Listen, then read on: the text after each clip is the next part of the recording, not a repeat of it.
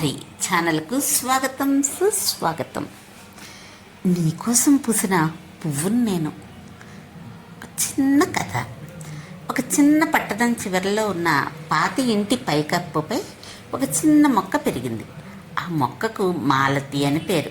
ప్రతిరోజు ఆ మొక్క ఆకాశాన్ని చూస్తూ ఎవరైనా నన్ను గమనిస్తారా, నా అందం ఎవరికైనా నచ్చుతుందా అనే ఆలోచనలో ఉండేది. రోజులు గడుస్తున్నాయి, గాలులు వీస్తున్నాయి, వర్షాలు కురుస్తున్నాయి. మాలతిని ఎవ్వరూ గమనించలేదు. అది నిశ్శబ్దంగా తన రోజులను గడిపేది. ఒకరోజు ఆ ఇంటి పైకప్పు పైకి ఒక యువకుడు వచ్చాడు. అతని కళ్ళల్లో అలసట, మనసులో బాధ కనిపించాయి.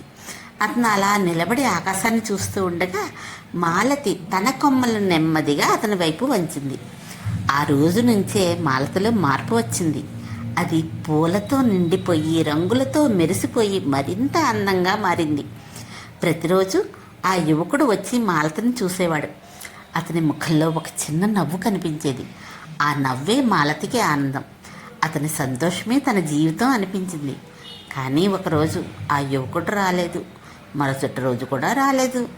రోజులు గడుస్తున్న కొద్దీ మాలతి నెమ్మదిగా వాడిపోవడం ప్రారంభించింది. అప్పుడు గాలి అడిగింది, ఎందుకు ఇలా వాడిపోతున్నావు అని. దానికి మాలతి మెల్లగా సమాధానం ఇచ్చింది, నేను అందంగా పూసింది నా కోసం కాదు, అతను నవ్వాలని మాత్రమే. దీన్ని బట్టి మనకు అర్థమయ్యేది ఏమిటంటే, కొన్ని పూలు తమ కోసం పూయవు, ఇతరుల ఆనందం కోసం మాత్రమే జీవిస్తాయి. రచన తేరాల రాజేంద్ర ప్రసాద్.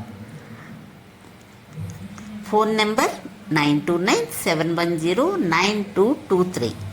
స్వరం లత.